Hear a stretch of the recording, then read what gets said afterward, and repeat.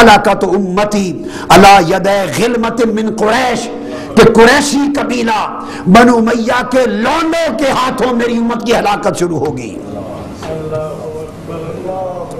یہ سن کر ابھی اس کو معلوم نہیں تھا کہ وہ لونڈے کون ہوں گے جو یہ کریں گے، تو سن کر فقال مروان لعنت اللہ علیہم غلمتن، ان لونڈوں پر خدا کی لعنت ہو۔ اس کو پتہ نہیں تھا کہ یہ لونڈے ہیں آگے کون بننے والے، سو اللہ نے ان پر لعنت کر دی۔